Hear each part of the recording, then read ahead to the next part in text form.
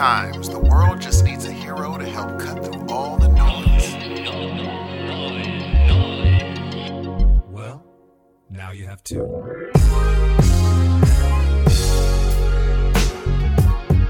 Good morning, good evening, and good afternoon, ladies and gentlemen. Welcome to episode number 56 of your trusty dusty Heroes of Noise. I am only one half of this amazing duo. My name is Steve. Greetings, salutations. Everybody, what's happening? What's going on? How you doing out there? You look good. Look at you. Just driving in your car, riding on the train. Is there a birthday out there? Happy birthday to you. Happy anniversary. Whatever else may be happening for you. We hope you're enjoying your day. My name is Dan Ramirez, and welcome to the show.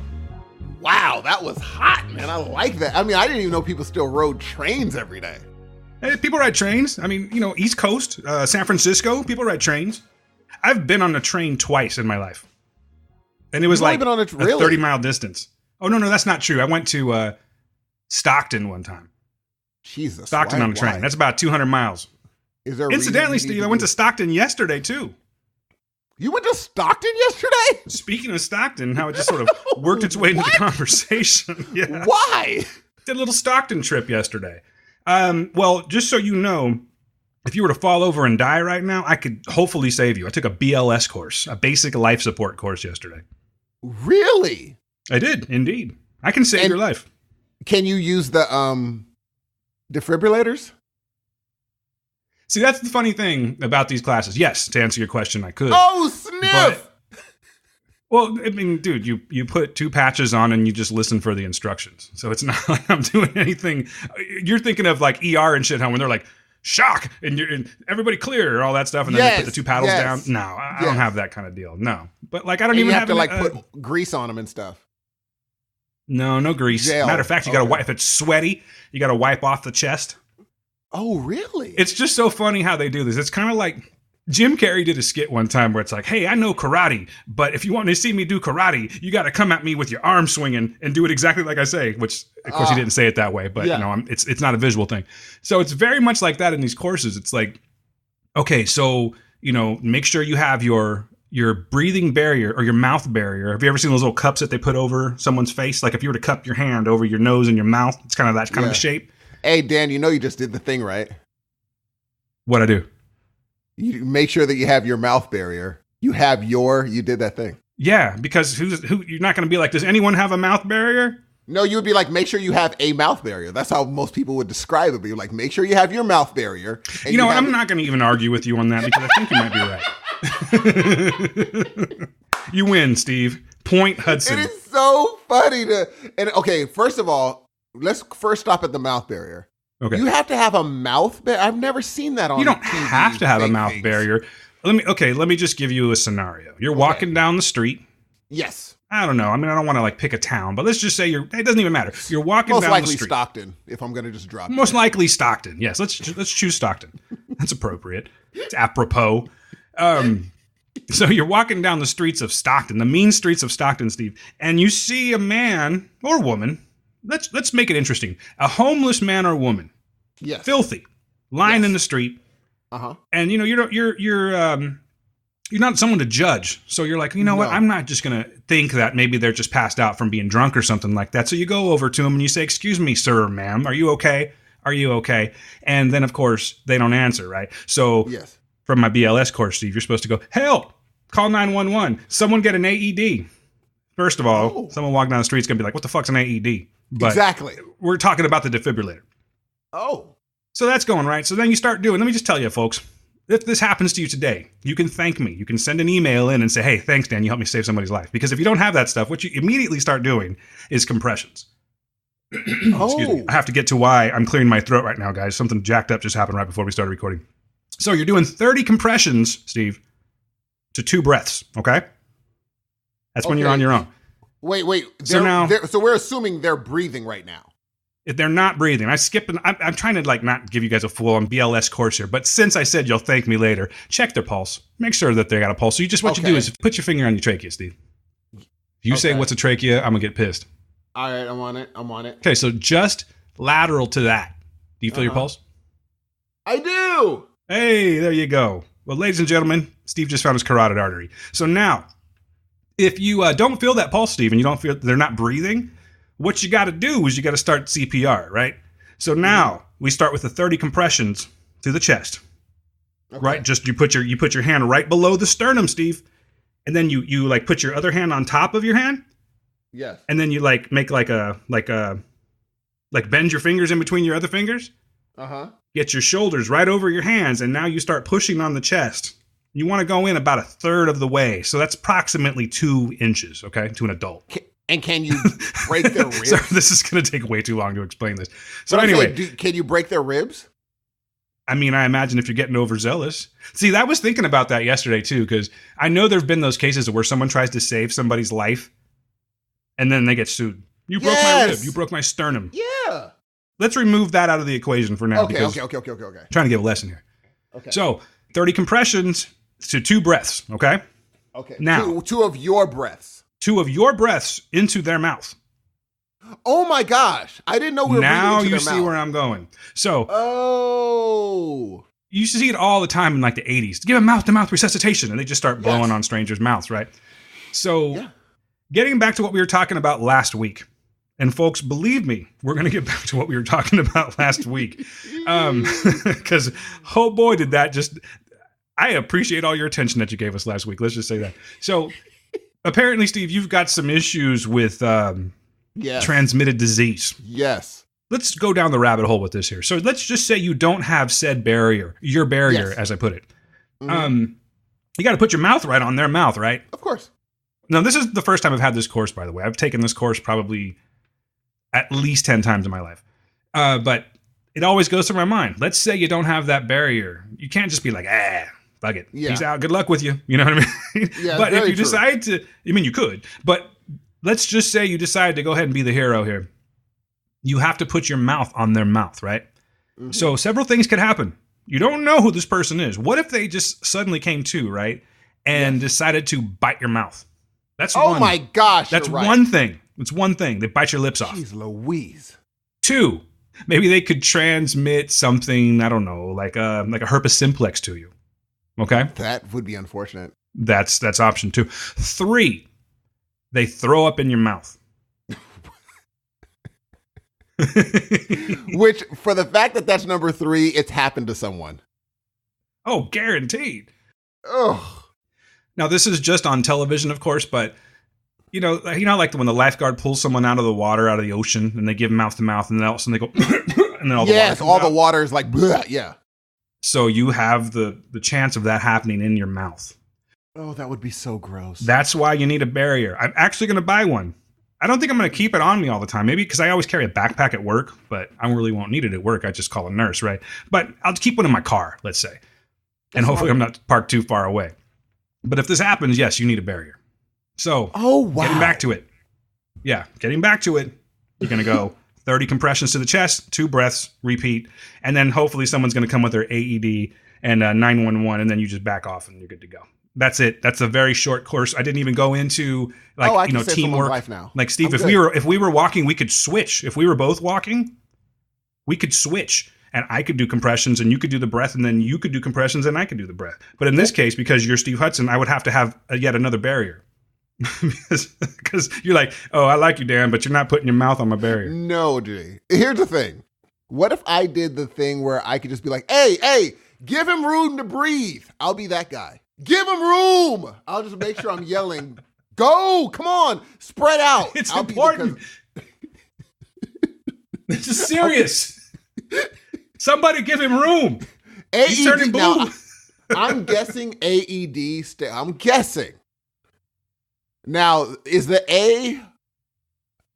Is it a word that most people know? Yes. Most people know the A. Yeah. Okay. I'm going arterial? No. No. You're not even close. You're not even close. Applied? It's a little machine. It's a little machine, so it would be in applicator. No. Of some sort. And I'm kind of giving you just a choice of, it's not really the word, but it'll get you in the right direction. So, and someone right now is going, it's a freaking this. Oh, for sure. So it's a machine, right? So machines are either manual or... Oh, automatic. Correct. Well, this is automated. Automated electrical defibrillator. I used to think that's what it was, but that's not it, actually. Are you freaking kidding me, Dan? Yeah, because here's why. No, think about it. So, like a pacemaker, right? Yes. Pacemaker goes inside your chest. Mm-hmm. It's internal. It's an internal defibrillator. Yes. You're not going to get inside their chest, Steve, so it is a... external defibrillator. Oh my man. gosh. Oh my gosh. We learned Is something that today. right? Automated external defibrillator. There'll be a quiz later. I think there is going to be a quiz later too, right? No, here's the funny part. Oh, there is. But here's the funny part. I forgot what the stuff that, or what the what is the drink, the beer you like? IPA? Yes. I had to relearn what that meant because I forgot what it was. And now I forgot again. Come on, give it a try. Since we're on the subject. India, is it India? Mm-hmm. Yes. Pale ale. So you knew. I know, but like if someone just asks me, there was a point right after Halloween Horror Nights, it was like a cakewalk. Because I just knew it. But now when I watch, now when I look at it, when you're walking. Yes. And even the now I don't remember the stuff they put in it that makes it taste so bitter. I'm like, what is that stuff again? Starts with the H. Dang. Now I got hummus in my I got hummus in my brain. It's an India hummus ale. Hops. Good job, buddy. I'm proud of you. Ladies and gentlemen, give it up for my man. Take a bow, Steve. I learn something every day from Dan when we talk. You were off the G. What happened? You were off the reservation. I don't think that's good to say anymore. You were off Wow, Steve. Yeah, tell me about it. Wow. You were off you were off the settlement this week. What are you talking about? Because I went to Stockton? No, you disappeared. I was like, where is Dan? Off the grid. Normally you're off the grid this week. What's going on with you? You okay? I'm great. I've just been working a lot. I'm happy to say I've been working a lot. I heard you got called Danathan this week. Oh yeah, let's address that. Thank you very much for that, Steve. I was really hoping that wasn't going to stick. And the first documented case of me being called Danathan happened last week. Walked into work. Yeah, Summer, I'm talking to you. And Summer said, Danathan, what's up? And I'm like, oh, God damn it. Congratulations. I hope you're happy. So funny. Gee, you got to admit, it is fairly catchy. I won't admit it because if I do, it's going to happen more and more. Like I used to be Daniel when I was a kid. Everyone called me Daniel. And then one day in my sophomore year, matter of fact, it was the first day of my sophomore year in high school. Someone went, hey, Dan. And I swear to God, it was like someone flipped a switch. Everyone called me Dan from now on. I started calling myself Dan. So I don't want to get this whole Danathan thing going. Do you like Dan more than Daniel? You know what?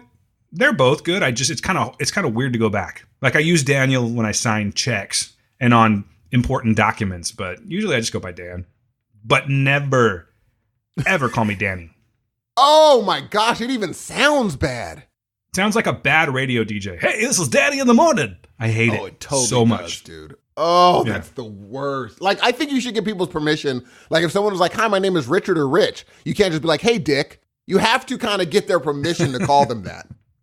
Like, you can't just be like, okay. Or like, what is the one for Jack? Is it Robert? John. John. You can't just start calling someone Jack. William. Be like, Bill. Yeah, Billy. Billiam. Oh, yeah. Billiam is a good one. I love Billiam. I'm sure Billiam they do too. Is a strong one. But yeah, you got to get people's, like, for me, I would recommend everybody, like, for me, I don't care if someone's like Steven. That's not a big deal to me. But I could see how Danny would be a thing. Stevie's a thing. When people call me Stevie, I'm assuming if they don't know that I play piano, then I'm just like, why are you calling me that? But if they know I play piano, I'm like, I get it. Ha. You're the first one to ever say that. It's pretty clever. Yet you feel like it's okay to call me Danathan without asking permission. Because Danathan rolls because off it's the my tongue. rules. Because it's Steve's rules. That's why. Because it's Steve's rules. Welcome to Steve's world, everyone. Let's get inside this fucking guy's head for a while, because we're gonna, trust me. That is definitely true. It is my world when it comes to naming my my close friends. Some of them have I've only named my very close friends. I've renamed them. Like I don't even call my friend I haven't said Melvin in a year. It's always Melveezy. I don't ever call him that Melvin. Melveezy. I forgot his name is Melvin sometimes. Melvin is a very tricky name because it could go a couple of ways. Like Melvin, if you just say, "What's up, Melvin?" it's not a problem. But if you were to be like, "Oh, look, it's Melvin," then you got a problem, right? Oh, like totally. That's one of those names. It's a very touchy situation. Eugene is another one of those names. Hey. Did I get it? Yes. I got it. You guys, you have to understand something. I've known Steve for, how long has it been, Steve? 4 years? Yes. Steve has never told me his middle name. I just got it right now on accident. That's awesome. Sure is. First of all, what were you going to say about this? Well, Stephen Eugene, what I was going to say is, Eugenethan is Eugeneezy. Eugeneezy. Nothing's going to stick as well as Danathan. Eugeezy. Oh, Eugeezy is kind of. I will take, but then it sounds like G-Eazy, that rapper. That's going to be our next podcast. Danathan and Eugeezy in the morning. Jonathan in the morning. Where did Danathan and Eugeezy in the morning. That's right. That's the one episode I watched. Oh, that guy. Anyway, go ahead. What was I saying? Oh, let me tell you something real quick because my voice is a little scratchy right now. So do you want to know why it's scratchy? Right before we start the show, we have this little concoction that we make. Steve, do you have your concoction today? I did. I had it right before we got on the air. Oh, it's done. Yes. See, we use this to lubricate the vocal cords, but yes. So I still have mine, and there's a reason for that. First of all, I made it strong today, like a little too strong. That always means too much vinegar, apple cider vinegar, every time. But wait, it gets worse. Do you have you ever had the experience where you're drinking water and then it goes down the wrong pipe? Oh, totally. You aspirate, if you will, and then like you start coughing. So that's what happened to me today, right? But not only was it was too strong, then I aspirated it, and then I coughed it back through my nostrils. No, you did not, G. And it burned so bad. Apple cider vinegar does not feel good going into your nostrils. No. And now I've got this like scratchy voice. That is, I don't think that's the last thing you want going into your nose. Well, one of the last things you need going into your nose. Like, I don't like, it used to be soda because it would burn. I'm just because you missed it. That's what she said. Okay, go on.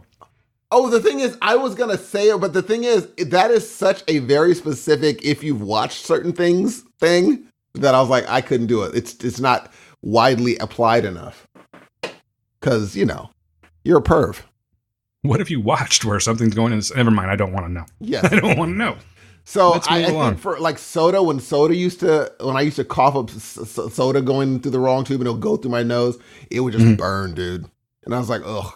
But I haven't had soda for so long. So now it's just ever so often. Water will make you cough so much that you literally can't swallow. Like you just are like, I've spit at restaurants because I couldn't help it. I just could not help it. And I'm like, I can't believe this is about to happen. And then the funny thing is, it's so normal that other people, if anything, they'll say, are you okay? But they never freak out. They're like, yeah, I know exactly what just happened. Because it happens to everybody. I know what happens. It's just, it goes down. Okay, tell me what is happening when that happens, Dan. You're coughing and it's all connected, brother. So you shot it up with air because you're coughing, It's like air coming. Yeah, but I'm from saying up, like when you drink, why does it go, when they say wrong tube, are there multiple tubes going down your throat? Stephen Eugeneezy. What you got to do when you're like a normal situation is you're going to drink or eat and it's going to go in your, don't bullshit me. You know this stuff. I want you to explain it like a child to me, Dan. You have your esophagus, Steve. You've got your trachea. Guy. Look at this. Okay. Guy. The esophagus, folks, I'm sorry. You're with me, right? Okay. So you got your esophagus, you got your trachea, Steve. The esophagus is where the drink and the food go down. Mm-hmm. The trachea is for air. You should not mix those two up. So you have like a valve that keeps things from going into your trachea. But every once in a while, you swallow wrong, or just kind of that valve, that one-way valve opens up when it shouldn't be, and that's how people drown. Oh, and the thing is, here's the problem. Outside of suffocation, of course. Here's a problem. Which is still suffocation. I'm just saying, because, you get water in your lungs. There you go. You're out. That's it. We're going to evolve out of that because that is a terrible design flaw. Should we get gills? Something, or the trachea and the esophagus will become further apart. That is going to evolve out of us in about 1,000 years. Because it makes no sense where something that you can choke so easily on is right next to the other thing. We've been doing it forever. I know, but it's a design flaw. It is a design flaw. Because the thing is, I imagine in order for us to evolve out of that, we're going to have to die because of it over and over and over again. Then the design flaw will fix it. If we're just choking ever so often, we're never going to evolve out of it. But so Steve, we need some. Go ahead. Go ahead, Dan. Go ahead. No, I hear where this is coming. I will reiterate, this is a design flaw. We were made in God's image, Steve. So are you saying that God is an imperfect being? I would get the blueprints and be like, here's a better idea. Let me talk to the contractor. I'm here to see the guy in charge or the woman in charge. I don't think this is going to pass inspection. No, this tube thing right here, gotta go. You have your esophagus and you have your trachea. You don't have them. Never once should they ever be twined because here's the thing, dude.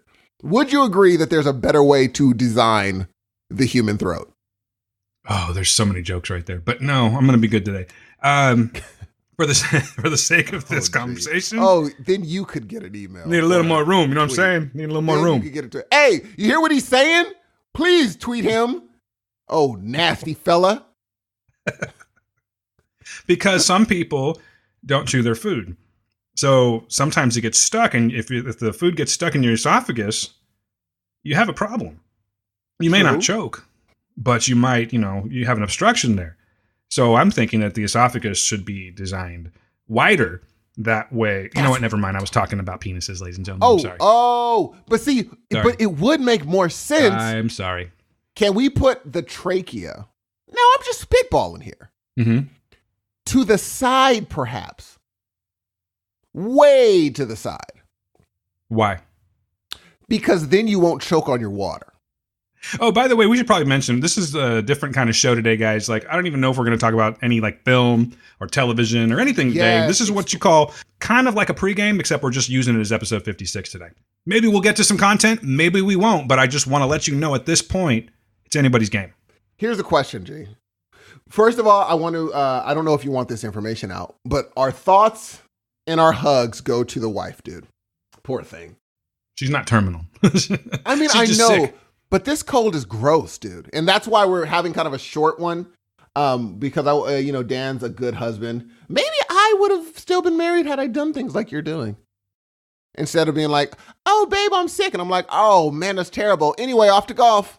You are doing the right thing. I didn't. Oh, you're a good. Thought you were attacking me for a second. Why are you on such a defense, G? So defensive today. I'm not defensive. I was just, okay, maybe I am. I don't know. Yeah. I was just thinking that I thought that's where you were going. I thought you were saying that, if she is sick, I shouldn't be podcasting. But I'm literally in the next room. Dan. I thought that's what you said. I'm sorry. I'm a little defensive today. I'm sorry. You are. Why would that be, Steve? Okay, so Dan, we were spitballing last week, right? Mm-hmm. We were spitballing, right? You were spitballing. I was giving facts. See, that's not true. People forget what Dan does. People forget that he's a part of these conversations. He is. No. He's the one egged me on. I had 2 people saying that I was right. 3, maybe. You said, you might be right, Steve. And so no, I continue. Oh, Dan. Go back to the tapes, ladies and gentlemen. There are no tapes, but you know what I mean. All right. He doesn't listen, so he can't defend himself. Here's the thing. So I said oral sex causes throat cancer. Dan says. But before you say that, hold on. I just want to make sure that you're saying this correctly. You are saying that the act of oral sex causes throat cancer. I said, okay, look, I believe you get throat cancer from oral sex. Here's the thing. If someone went and Googled it, they would say, okay, not exactly how it's going, but yes, I see what you're saying. Technically, sure. Okay? It can be transmitted via oral sex. There it is. But that's not what you said. What did I say? That's not what you said. You said, we went through this for a while because believe me, did we get comments. But you said, we finally established that you were like, look, if two people that don't, okay, the common denominator, go back to the podcast, ladies and gentlemen, episode 55. I should have pulled the, you know what? I should have had the audio. Damn it. That's my bad. I should have had the audio. That's just wasting time, Dan. No, is it? We're just being... It's waste. I remember. We came. You remember a lot of things odd. We came to the conclusion. I put we in this. I'm trying to defend you. Okay. We established that it can be transmitted via oral sex. You said that if two healthy people that do not have HPV, which is the common denominator here, okay? Yes. If they were having oral sex, they would have a greater chance. And by the way, they were not promiscuous. They were just a monogamous relationship. Neither one of them had HPV. That they would run a bigger chance of getting oral cancer from, throat cancer, oral cancer from oral sex versus you who does not perform that act. That's an interesting statement I made, Dan. Yeah. So I just want to make sure. So let's clarify one more time. You're saying that it doesn't matter if you have HPV. If you do oral sex, you get in the throat cancer. That's what I previously thought. However, I was corrected. And now let me tell you something, people. Boy, were you ever. If I were walking down, let's just say the street, and I drop my wallet, and someone says, there's two things that could possibly happen. 3, someone steals it. Someone picks it up and says, hey, excuse me, sir, you dropped your wallet. Or someone saying, idiot, can you please get your freaking wallet off the sidewalk? Hey, chucklehead, pick up your wallet. Yes. What I'm saying is there's a nice way to do these things. And there's a mean way to do these things. Oh, I'm totally joking. She is the person who I'm going to be talking about on Twitter. She is the best. Every time I say something off the wall, I don't know if she wants me to put her name out there. That's the only reason I'm not going to say it. But you start with an E. You can say her name if you feel bad about it. Don't say her Twitter handle, but say her name. Give credit where credit's due because she's a lovely person and she's been with us since the word. I'll call her. I'll call her Emmy. I'll call her Spider. I'll call her Spider because that's her name. Okay, well I'm calling her Emmy. Okay. So so I am sitting there reading my comic, just having the wonderful day that I'm having, feet kicked up, whistling Dixie. And all of a sudden I get a notification on Twitter. And the Twitter notification says the following. Okay, Heroes of Noise, I tried to keep it together, but please tell me someone else wrote to correct me, Steve, on the oral sex cancer connection. Because guys, I'm going full pedant freak out over here. Now, I'm like, oh, well, you know what? People have kind of corrected me a little bit about that situation. Maybe I was a little off. Oh, no. I just want to point out real quick before you continue, my name is not on that. It's not. That's why I'm like, why don't people understand that he's part of these conversations? He egged me on. But anyway, it's from HPV, same as cervical cancer. Yep. Oral sex that does not have HPV won't give you throat cancer. Plus, an incredible Latina scientist just cured HPV. So in a few years, it won't do it. Pedantic weirdo. God bless her and her family. Now, here's the thing. Okay, number one, I was wrong. However, Dan, I'm going to ask you. Your percentage has gone down, buddy. Okay, here's the thing. So now we're in a situation where, okay, no, HPV is the thing that causes it, right? Mm-hmm. Yep. And so a mystery disease where I can't tell if someone has it or not by their look causes this, which should make me feel better, right? I guess it depends on you. I mean, I think it's an unfortunate situation. Exactly. Now, that's what I'm saying. You roll the dice when you do these things. Thank you. That's what I was trying to say, men and women. We're rolling dice here. Is it worth it? There's a very simple way to do this. I mean, obviously you can't, it would be nice if we had, like, it's the future. We have one of those Star Trek devices where we go, okay, you're clean. Exactly. That kind of thing. No, we don't have that.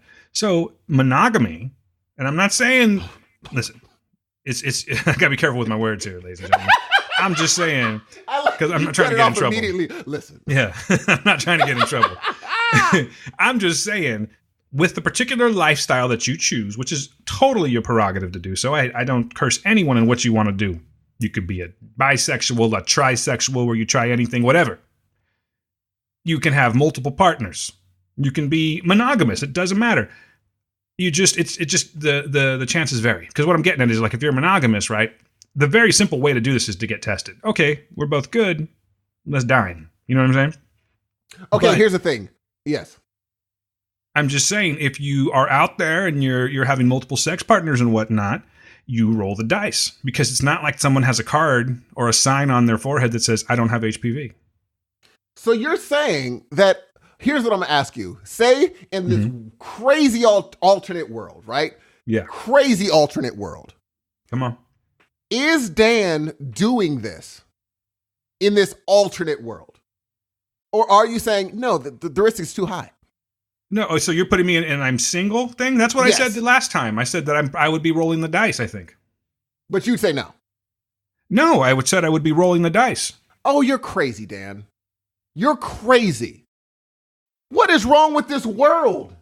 No. Again, I gotta be careful. No. Let me stop you right there real quick, because I don't. There is yet another. First of all, it's great to stop you there, and secondly, Dan says, that's what I was saying, agreeing with the person coming from my head. Because Dan-a-thin is that sort of man-a-thin. He says, what did you want me to do? I'm fully aware, which you were not. Now, Hudson, he's a hard sell. She says, ha, ha, ha. That's what I'm assuming she did. I hope... with her pinky in her mouth. She grew a mustache temporarily and twisted it evilly. Exactly. And then it went away. Spider, I see you. You think you have such a really dope picture, but I think you are mischievous there. She said, I was hoping you'd get in there. Hey! My husband got home when I was halfway through that part, and I was too twitchy to wait until bedtime to finish the app. I'm so happy for Steve's future partners.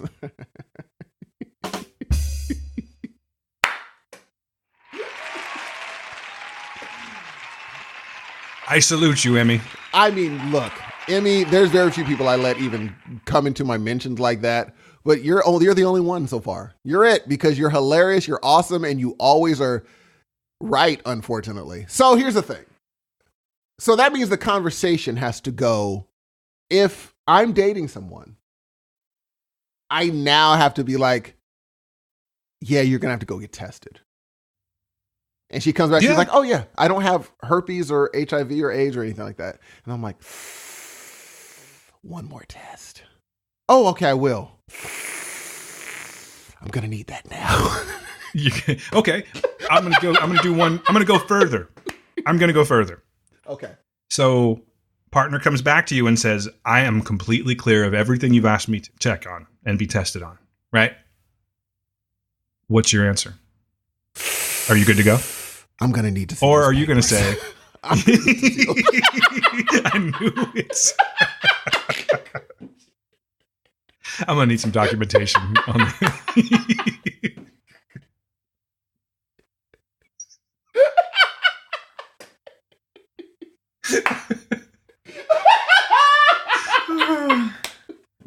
That's the best.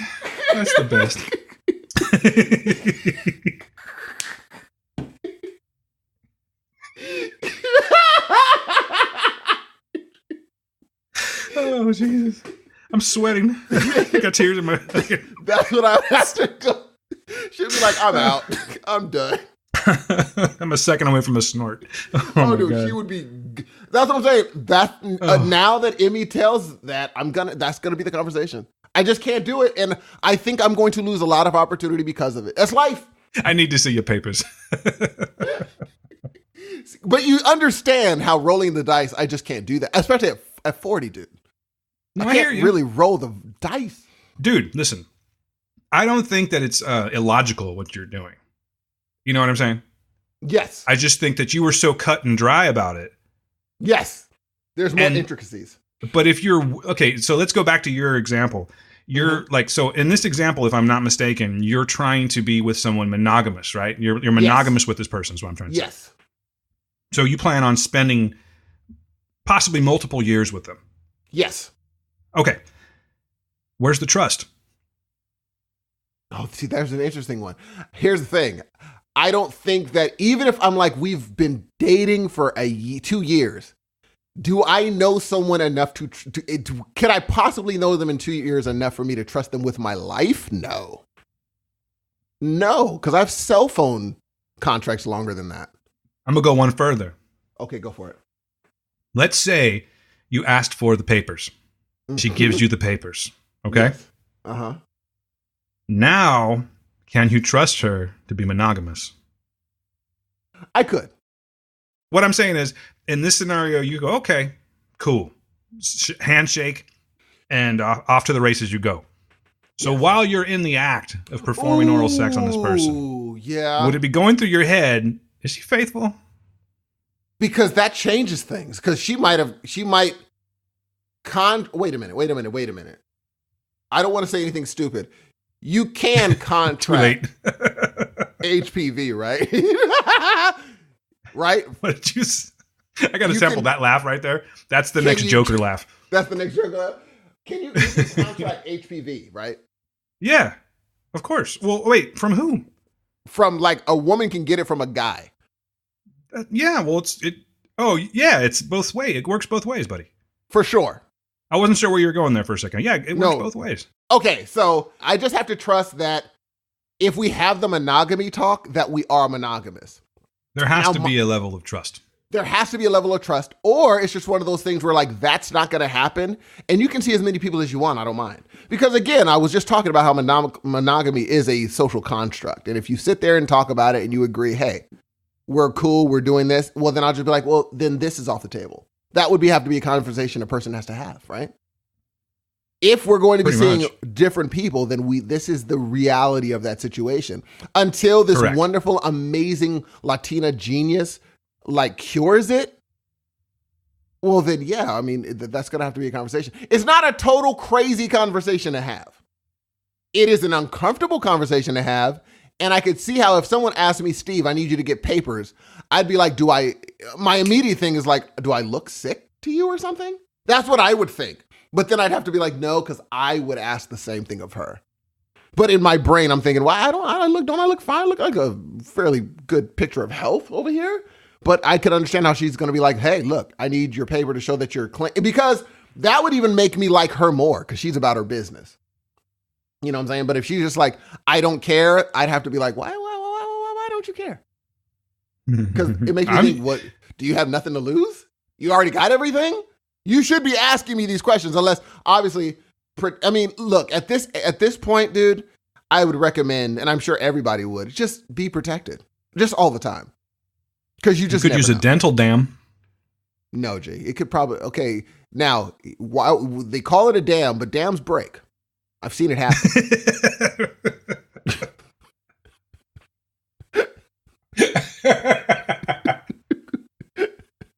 You got me. I wasn't even. So no, I'm not gonna do that, G. I'm not gonna do that. Yeah, I'm not. That's a good one, dude. That's a really good one. So okay, and damn, you're quick. That was really good. I think I'm gonna chill. I think I'm gonna like for me, I'm just totally not doing that whole thing for a very long because I'm so right now. I know there's no pregnancy scares. There's no sexual STDs that all of it is clear without a doubt because I know I've been with no one. Once you start being with people, now you're just like, hey, look, this is a case that it might happen.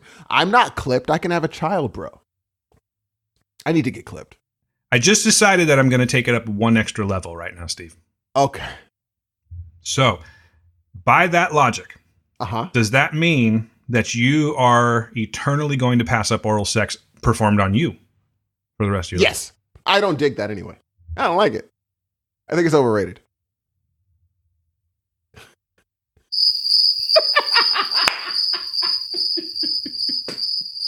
Gee, here's the thing. Listen, G. Okay. Check this out.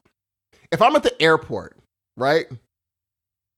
And I'm at the airport and they're just like, look at that plane. And I'm like, yeah, that plane's awesome. And they're like, no, but check out how beautiful it is.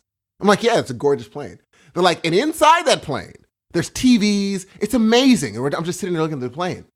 I'll be like, hey, bruh, how about we just get in the plane and take off? Why are we doing all this stuff before getting in the plane?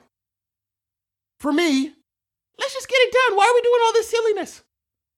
Why are we doing all the shenanigans?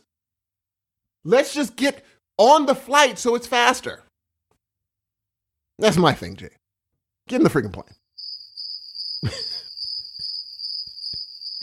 I'd rather get, and you know what? That's my fault though, too.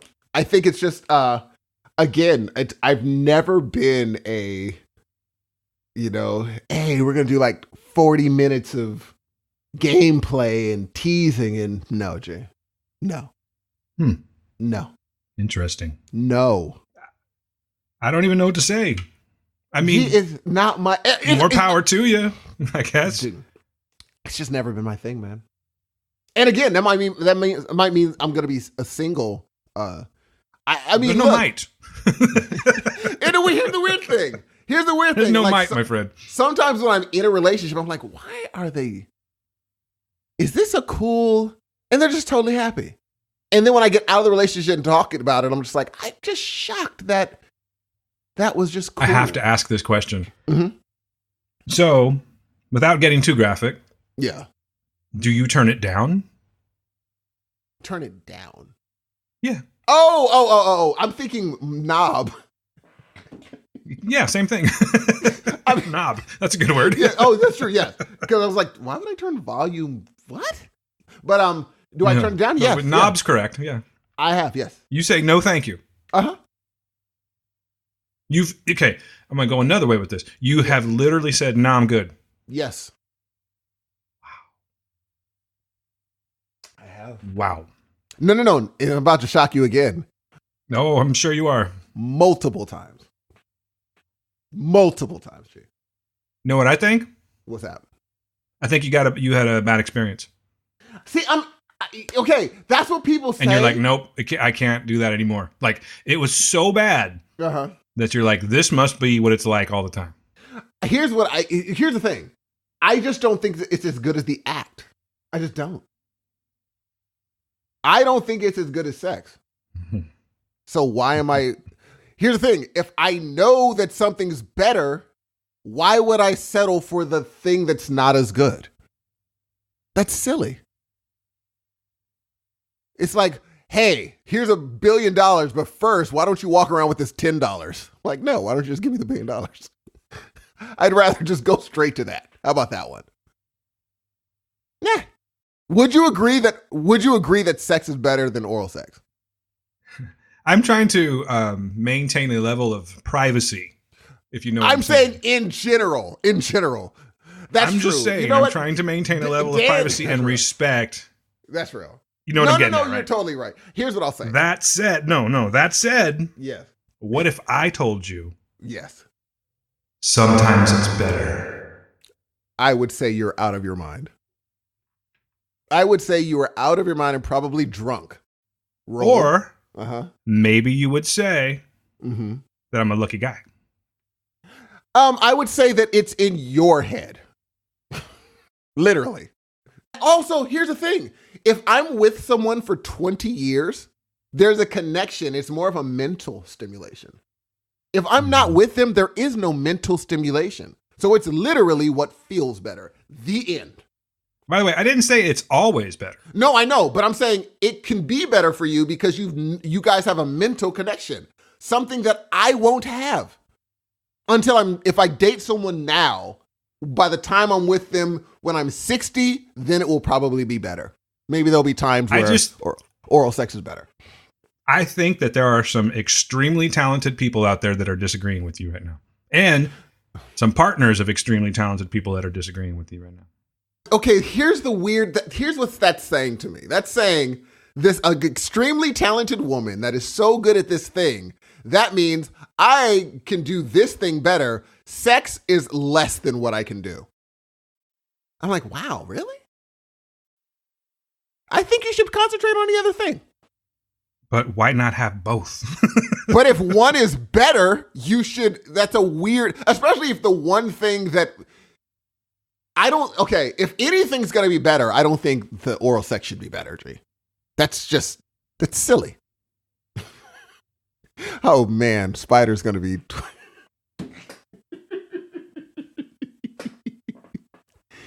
I just don't understand why that would be better. Wouldn't the act be better?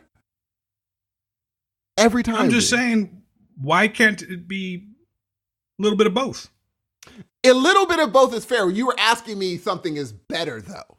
I'm not saying like when I say sometimes that a person that does one thing better can't always do the other thing better. Okay, I'm just saying, what if like for reason A, B, or C, yes, your partner says, I can't this evening for whatever reason. Totally. But be damn sure I'm going to make it up to you.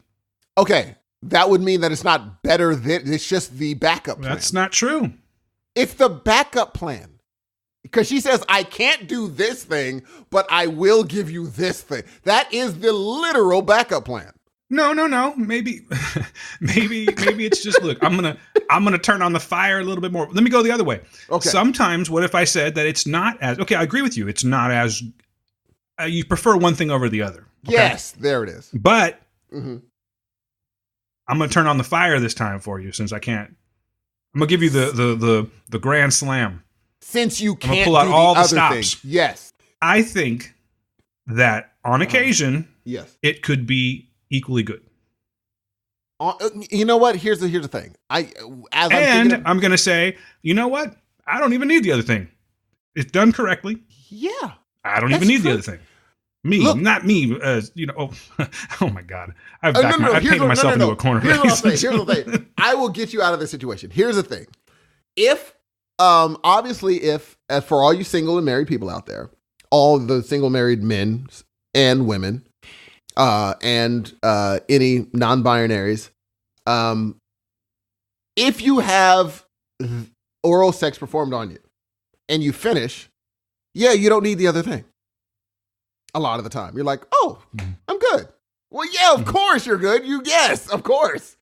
And the thing is, if you go for a second round, the sex might not be as good as the oral sex the first time. So in that situation, I would say, yes, the first thing was better than the actual thing because I finished and then went in for a second round. In that such scenario, yes, I can see how it could be better. Sure. But all other. No, I'm just saying you can get creative. I believe that everyone has their thing.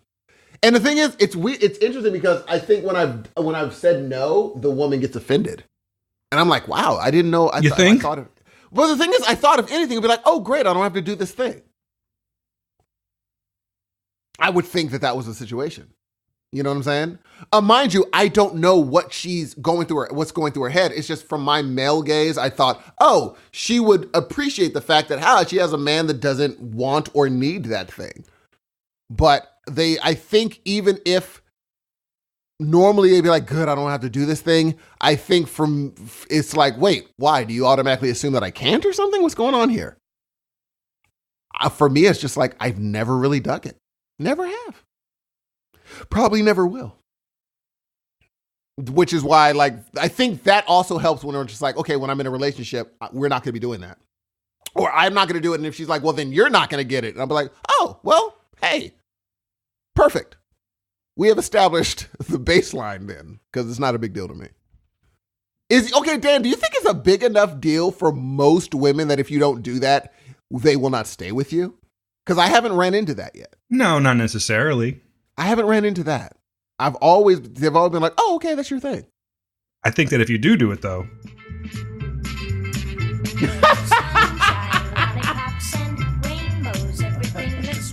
You know what I'm saying? Mm-hmm. So, Look. Maybe we've beat this horse to death. I will say this, first of all, to clarify any misgivings. If you dig it, that is awesome. That is amazing. And that is great. If you dig both things, fantastic. I'm just here to represent those who don't do either one, and that's okay too. Did you two people get that? Okay, great. They got it, Steve. Oh, so Dan, this week I got some information from some friends of mine. Friends of yours too. They said that they dug the whole not buying it thing. Yeah, that was a big thing. Turns out I was right, by the way. It was a 40-pound mountain lion. I'm like, that's a mountain cat, G. Just calm down. I could take a 40-pound lion, G. 40-pound lion. Yeah, I think so. But if it got your throat. Yeah, but and also there were some things they left out of the awesome headline that I'm like, oh, it wasn't a mountain lion. Technically it was. But it would be like me saying, I killed a dinosaur. And they're like, isn't that an alligator? I'm like, technically, but are we parsing things? It's a dinosaur of sorts. So he's saying mountain lion, sort of. But I was right. And they were just like, yeah, we think not buying it could be a thing. But I switched it up. So here's what I'll say. Dan, for you today, and on behalf of your amazing under the weather wife, I have a quick 2-possibility quiz for you. You can pick one. A quiz? You can pick one of two. One of two. You can either put Shakespeare the title, or you could pick Dan's not buying it. Which one do you want? Well, I think that's your thing, dude. I think it's that, it is, but I'm creating We've established last week it was like, you're going to say your thing, and then it's going to be like, thing, but I think it's more fun. This is Steve. I'm Steve Hudson, and I'm not buying it. True, but I think it's more fun this way. Because I want to see if your bullcrap sniffer is up to par. A bullcrap. I got allergies today, but all right, let's do it. I'm gonna, just on principle, I'm gonna go with the other title because I think that's yours. It's ours. Maybe it should just be called "I'm Not Buying It," and it can go either way. There we go. Not buying it. Okay, so Dan, here's what I'm gonna do, and I'm gonna call it Dan's not buying it since you're doing it right now. No, we'll just call it "I'm Not Buying It," and you ask me questions. There we go. I'm not buying it. So here's what I'm gonna do. I'm gonna give you 3 stories. There's only 3 questions, and each of them have 3 stories. One of the stories is a bullcrap fictionalized something that I created off the top of my head. The other 2 are totally real. Okay. It is your job, Dan, to say, I'm buying it or I'm not buying it at the end of each segment. Are you ready, Dan? Oh, totally. Born ready. All right, here we go. Section A. This is going to be the first one. This is the first segment. This is first one. A moped driver was hit by a taxi and killed. 1 year later, the man's brother was hit on the same moped on the same street by the same taxi driver who was carrying the same passenger. Here's B. A recently adopted Cocker Spaniel fell thousands of feet from a plane shortly after takeoff and not only survived the fall, but landed in the yard of its previous owner. Okay. All right. And C. A French man was involved in 5 duels throughout his life, 4 of which involved his rivals suddenly dying of natural causes before shots were fired. The 5th was himself dying before a shot was fired. Which one of those aren't you buying? I think the Frenchman's true. Okay. Okay. All right. And so Dan's buying C. I'm buying C. Okay. I think. These are crazy. Do me a favor. Read 2 again. Okay. It's ridiculous. A recently adopted Cocker Spaniel fell thousands of feet from a plane shortly after takeoff and not only survived the fall, but landed in the yard of its previous owner.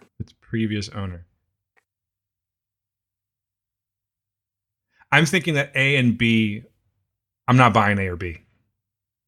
No, but so you're not buying. No, but two of them are true. Only one is false. It's impossible. Okay. Only and one believe of me, I these do are understand, false. but it's like they sound so bullshitty that I just had to pick two. Wow. I'm good. Oh, wow. Okay. I'm thinking that people die of natural causes, and if you're in a duel, it was a duel, correct? It's a duel, and they died right before the gunshots.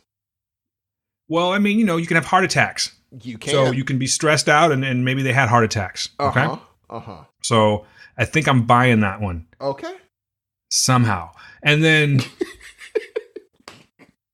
Now, depending on... Okay, so the thing that's getting me is moped. So this must be an older story, because who fucking drives a moped anymore? But it could be a small town. Crazier things have happened. Yeah. I think I'm going to buy option A.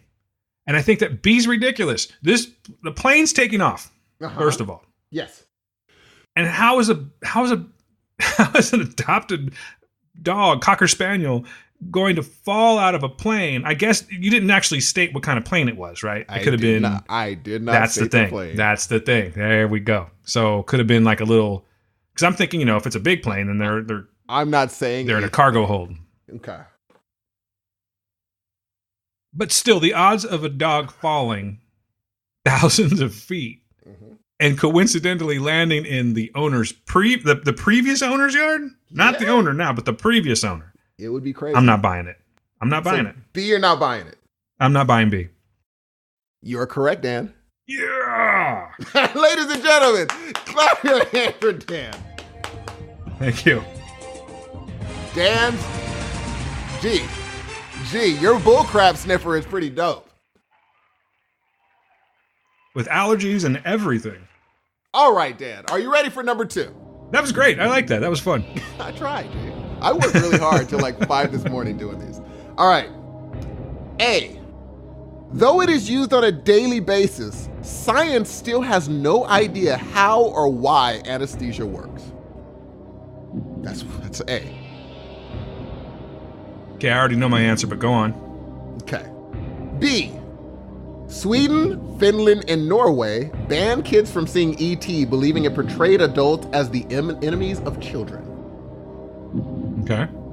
C. 3 expensive props were stolen from the set of Poltergeist by employees.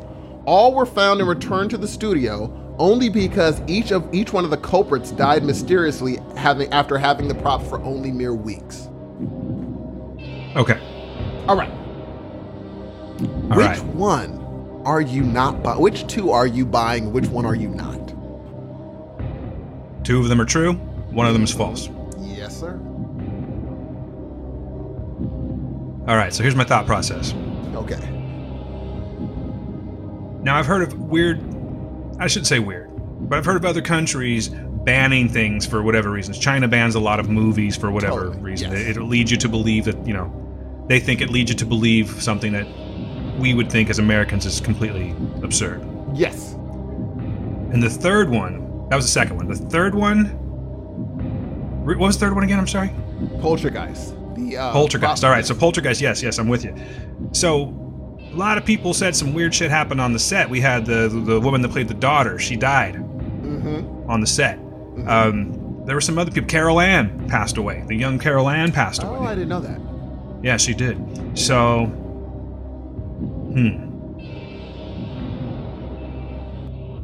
And the other one is just straight bullcrap because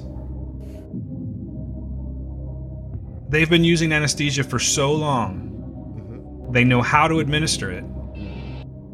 And they know that they use it all the time. They know when to use it and when not to use it. So,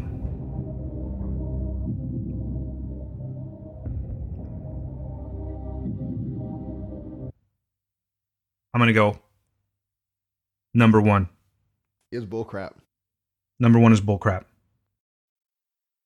You're wrong, Dan. Science does not know why anesthesia works. Really? They know what levels to put, but they don't know why it works and how it works, why these mixture of chemicals makes you go to sleep. I'm flabbergasted. The bullcrap one was poltergeist. Well, I okay. made that up out of whole cloth. Okay, fair enough. What was the question again on the poltergeist one? Because I don't believe in spooks and stuff. You know what I mean? Ghosts and ghouls. But what was the question? 3 expensive props were stolen from the set of Poltergeist by employees. All were found and returned to the studio only because each one of the culprits died after having the props for mere weeks. That's a pretty good one, Steve. But you see where I'm going. I totally. Right? I'm thinking that because people are superstitious and whatnot. Yes. That's really good. You got me. I looked up science. I was like, what things science doesn't understand yet? And one of them was anesthesia. I was like, Steve this Hudson. is perfect. It's right up Dan. And it's so off the wall that you're like, oh, come on, stop. They use it. Great job, Steve Hudson. I tried. All right. Are you ready for your final segment, Dan? I have another segment? Yes, absolutely. And this is it. All right, here we go. Van Halen's hit Jump was actually inspired by a man on top of a building threatening suicide. That's A. Okay. B. Come On, Feel the Noise was originally written for and recorded by Twisted Sister. Quiet Riot heard the song and thought it would be a hit. They re-recorded it and used their popularity to get mass radio play first. That's B. Okay. C. The song Do You Hear What I Hear was written about the Cuban Missile Crisis. Which one's bullcrap? Wow. Well, okay. So you're saying that Van Halen's Jump was inspired by someone that possibly will be jumping off of a building. Could commit suicide by jumping off a building. Mm-hmm. Might as well jump. Yes. And you said that Quiet Riot's song Come On Feel the Noise was written by Twisted Sister. Written for and recorded They took by. that song. Yeah. Right, but they took the song because they thought they could make it a hit. Mm-hmm. And the third one was, again? The song Do You Hear What I Hear was written about the Cuban Missile Crisis. About the Cuban Missile Crisis. Well, Steve, I am going to call bullshit. And I'm going to say...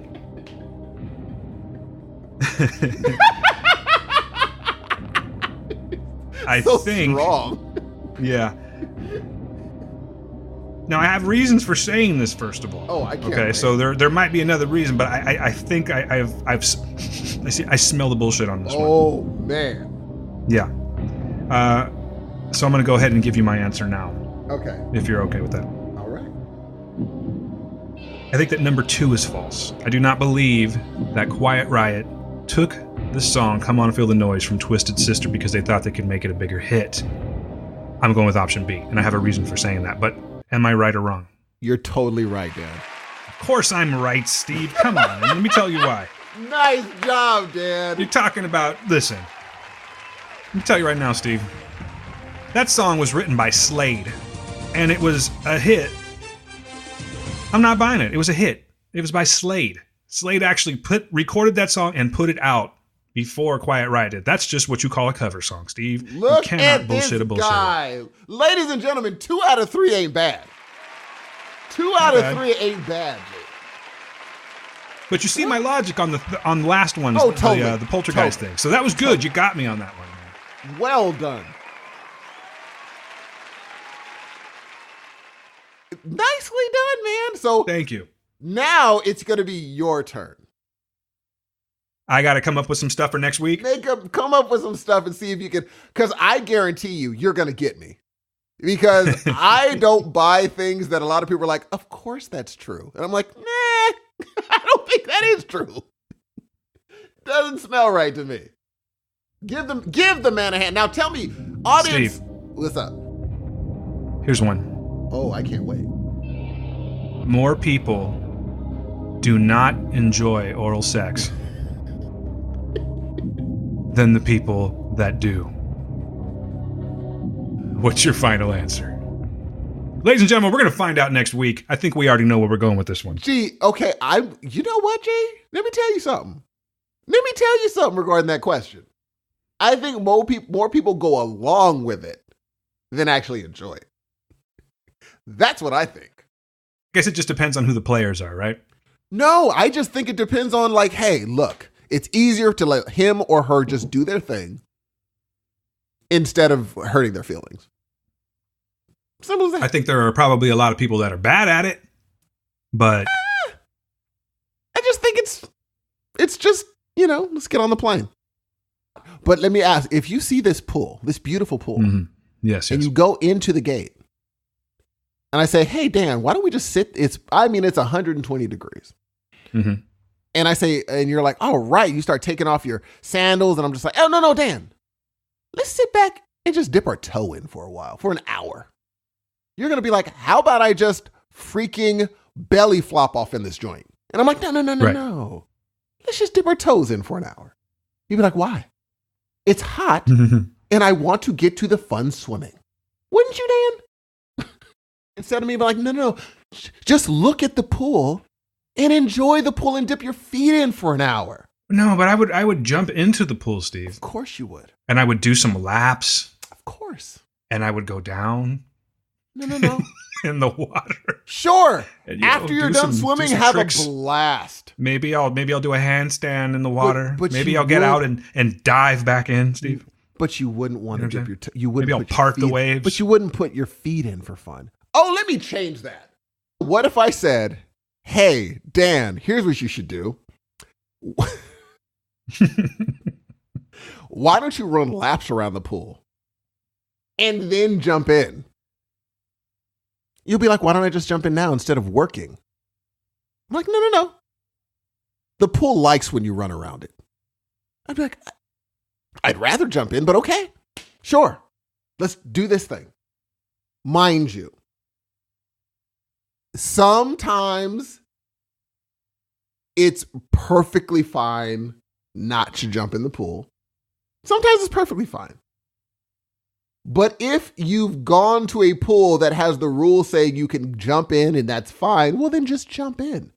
But if the rules say you must dip your toes in or run around this pool first, you can now decide whether or not you even want to unlock that gate. I think it's more of I'm going to go ahead and take the option of running around the pool and then having the chance to swim in the pool because, I like to put in work, Steve, is what I'm saying. And then I feel like the payoff of jumping into the pool will be that much better. Maybe I won't even have to be in the pool that long. You know what I mean? Maybe I will. It just depends. Have I been drinking?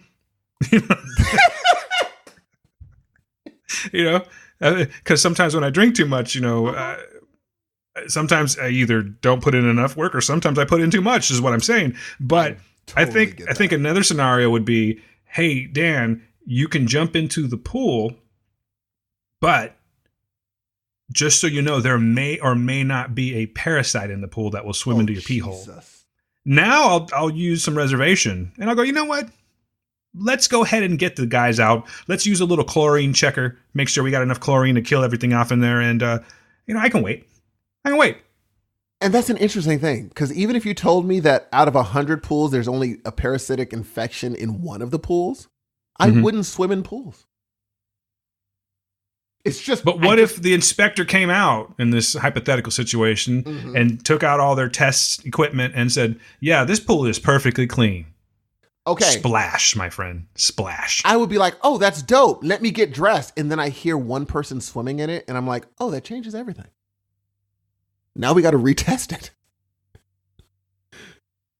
Changing the subject completely.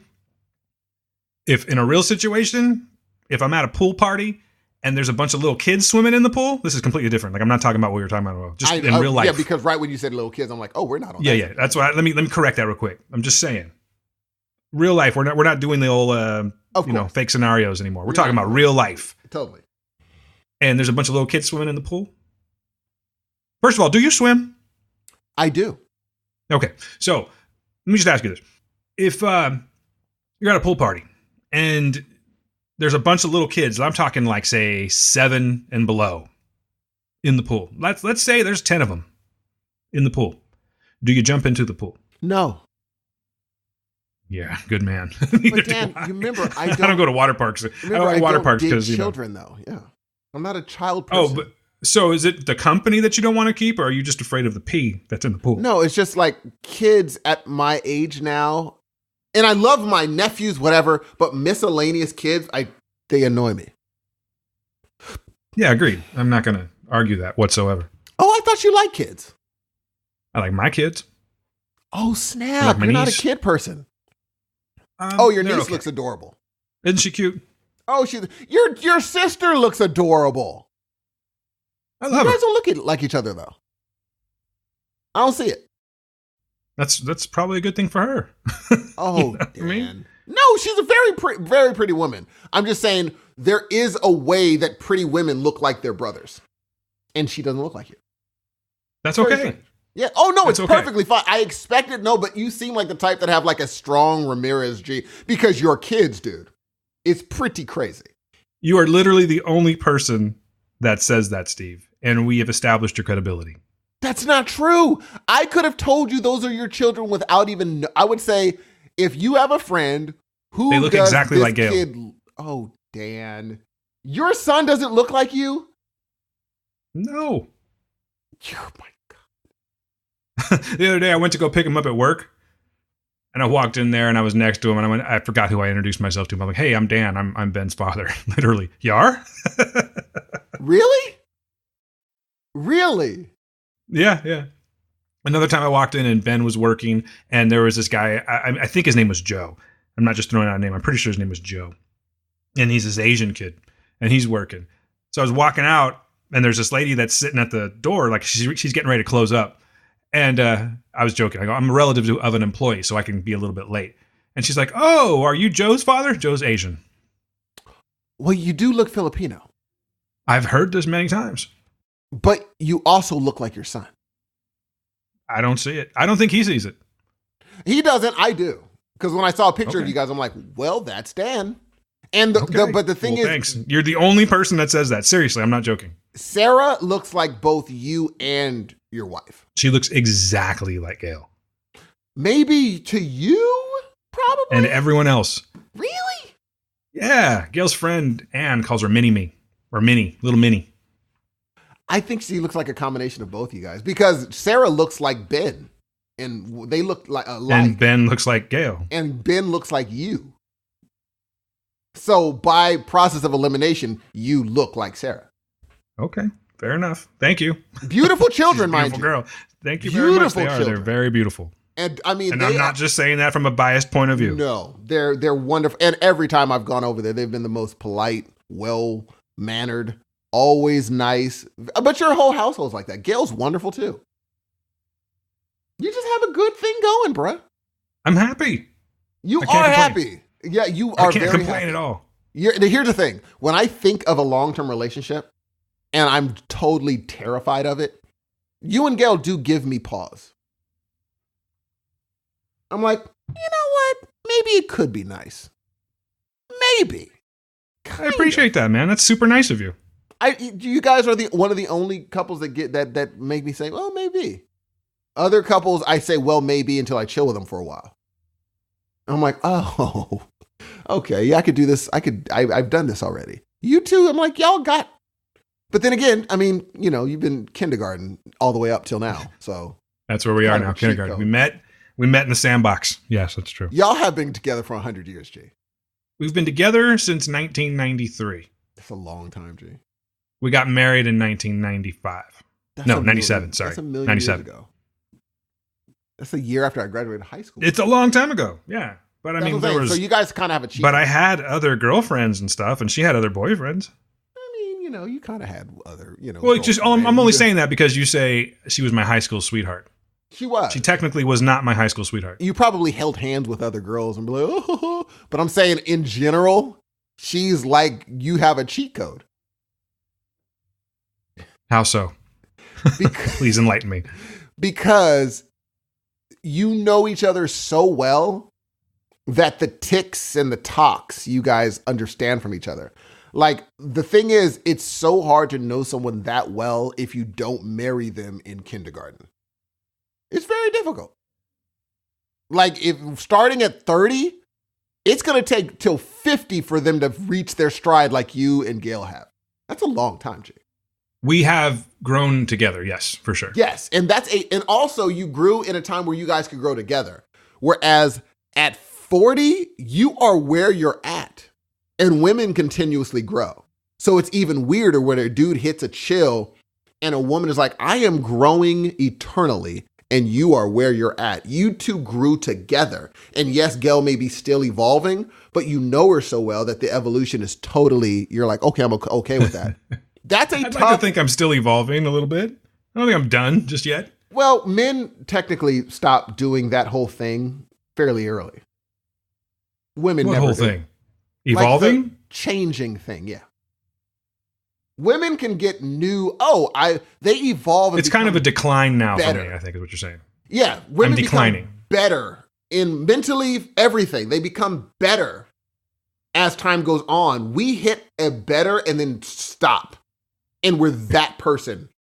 It only gets worse from here. Yes, and we stop being like the evolve unless you force yourself. Well, I don't think women have to force themselves to evolve. They just literally change. We do. We have to be like, I need to start reading more books. I need to start doing. Women just evolve, dude, and become amazing. That's why you see, like, I saw this sister online where she's a 70-year-old bodybuilder. I'm like, of course she is. Oh, that white lady? No, black woman. Oh, okay. I saw I think she was like 80 or something like that. She was killing it. Thought we were talking about the same person. No, this woman, I was like, oh, she couldn't be older than 55. I was like, oh, she's 80. I'm like, geez, Louise. I mean, that's pretty amazing. We age wonderfully anyway, but on top of working out, You really do. You really do. Yeah, we do. I'm jealous. Don't be. It took 400 years of slavery. But that's the payback, huh? But you have this. We're vampires. We made a deal. It's all part of the takeover. But yeah, I think, again, here's what I'll tell everybody out there, especially because of our interesting show today. Find someone who I'm talking about if you like the weirdest thing, you're going to have to use a cheat code to get to where someone like Dan and his wife are. As in, you need to find someone who likes the weird stuff you do so that you don't have to be like, okay, 20 years, you like weird stuff, I like weird stuff. I'm now dealing with you liking the weird stuff that I don't really like. At 40, and I'm talking to people that are around my age group, at 40, try to find someone who likes the weird stuff you do. So you at least start on a leg up instead of being like, it's okay, we're opposites, we'll learn each other. No. You don't have that thing right now. We did have that thing. We were very much the opposite. Exactly. We still are. And 20 years of getting to know each other. Just like I said, we don't have the option of 20 years. We have to be like, hey, in my opinion, find someone, if you like oral sex, don't like oral sex, like this, like that, find someone who's okay with that. Right from jump. Don't even bullcrap. And just start from there. Instead of being like, whatever you're into, I'll get to know you. No.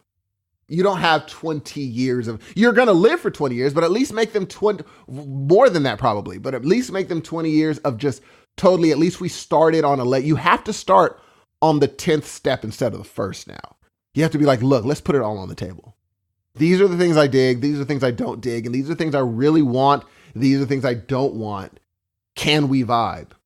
You know what I'm saying? Because honestly, it's one of those things where we're in a different phase at 40. There is no, hey, let's deal with whatever we deal as a new person. You have to start 10 steps ahead to make it, in my opinion. Because, I mean, for me, I don't want an opposite. I don't want an opposite. I want someone that's in the same vicinity of me. Like if someone is just like, I hate comic books, I hate movies, and I hate TV. I'm not going to sit there and be like, yeah, but what do you like? No. I'm like, no, well, we're probably not going to get. I like going on hikes instead of binge watching random shows. We're just not going to get to. Whereas if I was 19, I would be like, we have 20 years to know each other. I'm sure we're going to learn new things that we like together. At 40, that's not the case. So I recommend everybody that's out there, just find someone who's in your same vicinity. As much as we love to say, like Paula Abdul, opposites attract. It's just not, at 40, it's not true. It's just not. Sure, they may attract, but they don't stay together. Oh, I'm throwing it out there, Dan. We'll see, man. You are laying down some serious law. and let's see what comes back this week. That's all I'm going to say. All right, ladies and gentlemen, that is about all for us today. I hate to close it out. We're doing a short show today due to reasons that I'd rather not mention that have to do with Dan and a doctor's appointment and weird blisters.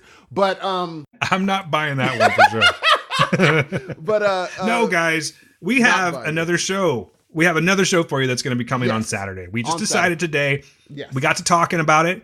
We haven't really done a pregame show for a while, and I guess this is still kind of a pregame if you think about it. It's just that we're calling it episode 56. So, yeah, we'll be back on Saturday. Don't you panic. We got stuff to talk about. We got movies and television. All, same old thing. Voicemails. We have voicemails. We have emails. We're going to read all of that stuff on Saturday with the real show because I have some responses, I'm sure, to a lot of them.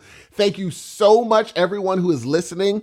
I'm saying I love you. Peace out. But really, this is important stuff you're about to hear. I love you guys. And I will talk to you on Saturday with, hopefully, a quiz that I'm going to destroy, as in perfect score. I love you. Check out what Dan has to say. Thank you, Mr. Hudson. All right, guys, listen. Before we go, I've got a few announcements that I forgot to make. So let me go ahead and do that real quick. I didn't give you guys the contact information. There's a couple things I was going to say. So let me do that, and then we'll be on our way, all right? Like we said, we're going to be back on Saturday. So first up, if you want to get a hold of the show, hit us up at heroesofnoisepodcast@gmail.com. That is heroesofnoisepodcast@gmail.com. You can reach us on Twitter at Heroes of Noise. Myself, Dan, at DanQPublic, and Steve at SE_Hudson Music. We're on Facebook at Heroes of Noise. And of course, the website, www.heroesofnoise.com. Leave us a voicemail, subscribe to the show from wherever platform you want, and of course go down to the Pods of Justice section where you can see our friends. We've got fantastic friends. They have great shows. Listen to the material, subscribe to the show, and tell them who sent you, okay? Secondly, we have entered the My Roadcast competition, guys. We've got several submissions there. What we're asking from you is to vote your asses off for us, okay? Vote once, vote twice, vote every day. We would really, really appreciate this. All you got to do is go to the My Roadcast competition, and I'm going to go ahead and put a link. There's actually a link on the website. I'll put one in the show notes as well. Guys, you can vote from Facebook, and you can vote from your Gmail account, or from the Google account, I should say. Please do us a favor and vote for us. We would so appreciate it. The competition goes until March. You can vote all the way up till then, and we're going to keep you posted all along the way. We are really trying to kick ass at this here, but we've got a lot of stiff competition. So, guys, from the bottoms of our hearts, give us your support. Tell your friends about us. Share us on Facebook. Share us on Twitter. We would really appreciate it because it's twofold. Yes, you win a whole bunch of cool equipment, but we're also trying to get our name out there. We want to talk to you guys. We want more ears listening to the show. So please help us out. Vote for the show. What else do I got before we go? So we have this podcast support group, and there's multiple podcasts on there, some of which you'll see down at the bottom of our page. One in particular is the League of Geeks podcast. And let me tell you a little something about what they're promoting right now. They're actually promoting their second annual GeeksCon. If you're in the Midwest area, in the Illinois area, you can go over to Elgin, Illinois. It happens March 9th through the 12th, I believe, and it's at 216 Prairie Street. We're going to put a little link to that as well in the show notes. Admission's $5. Kids in 10 and under are free with a paying adult. Come and join the fun, y'all. We got comics, artists, collectibles. It's supposed to be a hell of a time. They work very hard on it. They're very passionate about it. There's going to be a link that we put into the show notes, and you're going to see more information there. So again, this is from the League of Geeks, and this is GeeksCon Volume 2. Check it out. They got a great flyer. Lastly, what I wanted to say is I need to give some shout outs to some friends that were very kind and donated to something real quick. So before I give the shout outs, let me tell you what I'm talking about. We try to support our listeners as much as we possibly can, and sometimes you're okay until you're not. In this case, she is a listener. She's been listening since day one. She's listened to the word. We love her to death, and that's my sister, Monica. Monica has recently come on some hard times because she had a recent surgery, and she's not working as much as she should be. So, bills pile up, and that's what happens. I mean, it can happen to anyone. And she's got a GoFundMe account. The campaign is still going on. And if you would like to support her in her campaign, it would mean the world to me, guys. I don't really, I get a little uncomfortable asking for these things, but it's important. And she's my sister. I need to make sure she's well taken care of. So, guys, I'm going to put a link to her GoFundMe campaign in the notes. It's going to be on our webpage. It's going to be on our Facebook page, and you'll see me tweeting it out. If you can spare a buck or two, do me a favor and go ahead and just donate that. She would really appreciate it. She would be ever so grateful. And I just have a list of people that I need to thank real quick. That would be Brian from Pop Culture Leftovers. Thank you. Quentin and Sean from the Real Zodiac Podcast. Thank you. Janine Daling. Thank you so much, too. I didn't expect that. That was awesome. I didn't even know you listen. I don't know if you do, but thank you so much for doing that. It was amazing that you did so. You guys doing that just shows how awesome the Leftover Army is. She would never do this if she didn't need to. So the fact that you guys donated just really touched me, and I appreciate that. That's it for the announcements. Guys, I had fun this time around. Don't worry, we're going to give you a real show coming up on Saturday. I'll try to have it out by Saturday night, but Sunday morning at the very latest, it's definitely going to come out. I know we're going over Alita Battle Angel, the Umbrella Academy, Doom Patrol, shit like that. We're going to be talking a lot about those things. So until next time, my name is Dan Ramirez. That guy over there, that's Steve Hudson. We're the heroes of noise. People, by all means, be good to yourselves. Be good to the people around you. Peace.